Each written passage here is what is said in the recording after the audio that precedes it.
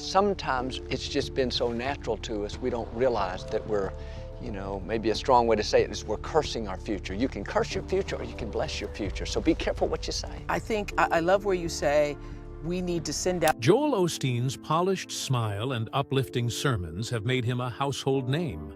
Well, I think in that case, God was saying, I am everything, because I am. Right. Now, mine is a different take on it. It is what follows the word I am, I believe you're inviting into your life. But beneath the surface, the picture isn't as perfect as it seems.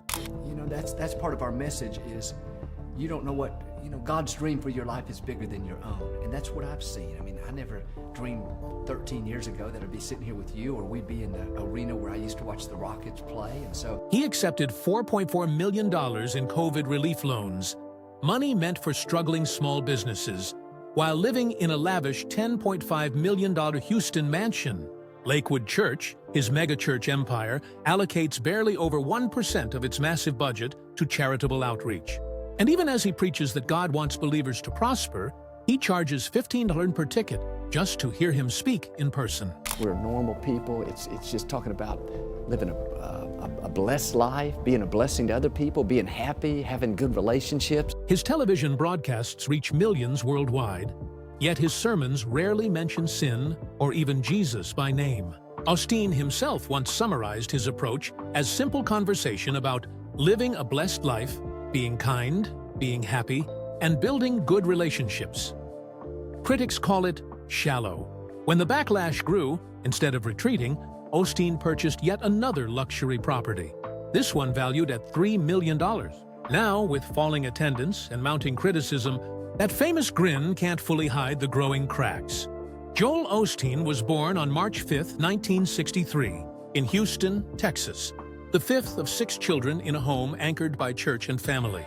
His father, John Osteen, had already broken away from the Southern Baptist denomination to start something new. That shift began in 1958 when Joel's sister Lisa was born with severe disabilities, a moment that shook the family's faith and turned John and his wife Dodie toward charismatic Christianity and faith healing.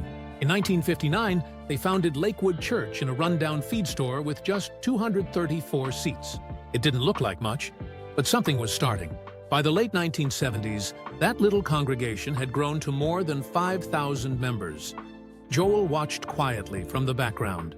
While his siblings preached and served, Joel avoided the spotlight. He graduated from Humble High in 1981, then briefly attended Oral Roberts University for radio and TV production. He left after less than a year. College wasn't his passion. In 1982, at just 19, he returned to Houston to help his dad launch Lakewood's TV ministry. For 17 years, Joel directed, edited, and produced every broadcast. He even kept track of which suit his father wore each Sunday. He wanted the church's broadcasts to look as polished as any primetime show. He never studied theology or learned to preach formally. But after years of editing sermons, he'd absorbed more than any classroom could teach. Then, in January 1999, everything changed. Joel reluctantly agreed to preach one Sunday. Just 6 days later, his father died of a heart attack. Overnight, Joel inherited a 6,000-member congregation. Doubters wondered if a man who'd never preached could fill his father's shoes. But within 5 years, Lakewood was no longer just a large church. It was the biggest church in America, drawing 25,000, 30,000 attendees every week. Joel had doubled TV airtime budgets, blanketed highways with billboards, and rebranded Lakewood with a fresh, hopeful tone. His messages weren't about hellfire or judgment. They were about dreams, possibility, and God's blessings. Lakewood's growth led to a bold leap. In 2003, the church leased Houston's former NBA arena, the Compaq Center, for $12 million over 30 years, later renovating it at a cost of $95 million, equivalent to $158 million today. The transformation stunned the city. Waterfalls, 5 floors of new space, broadcast studios, classrooms, and plush seating turned a basketball stadium into a 16,000-seat house of worship. When Lakewood officially opened there in 2005, every seat was full, and millions tuned in worldwide. Attendance climbed past 40,000 weekly. Osteen's television broadcasts reached 10 million viewers in over 100 countries.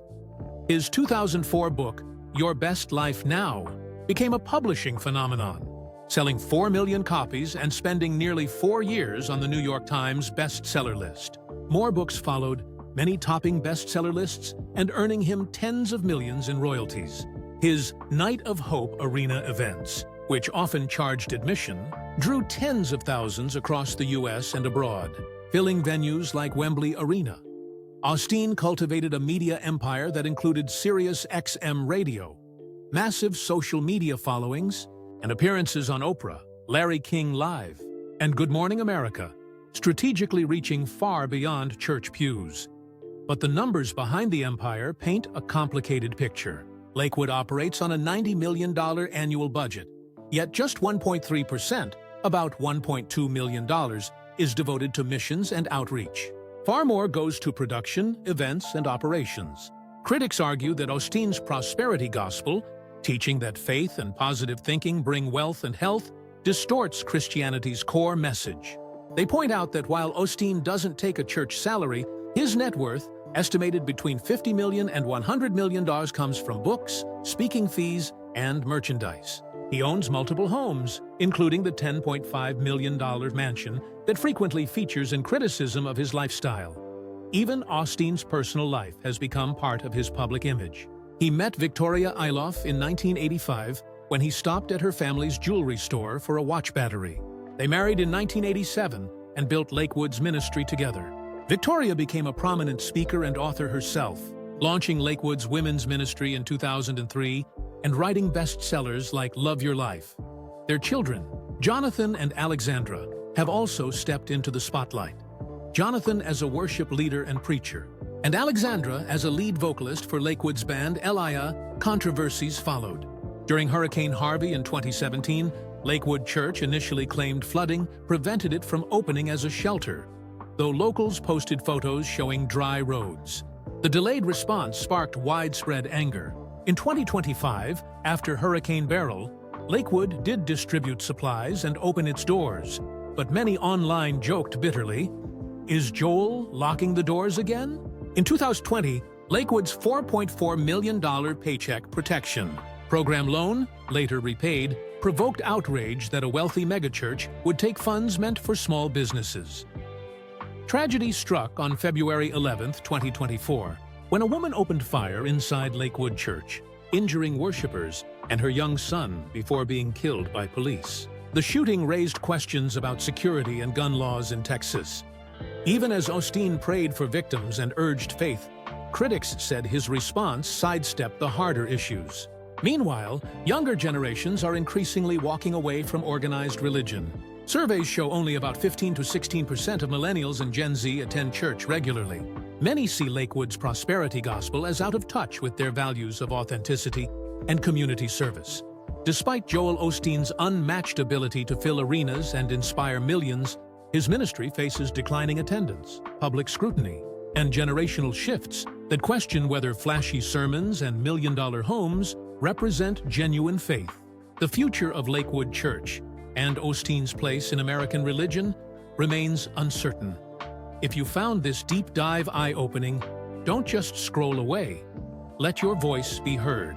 Share this video, leave your thoughts in the comments, and subscribe for more revealing stories like this one. Join us here on the Backstage Eyes as we continue to uncover the truth behind the headlines and bring you the stories others overlook.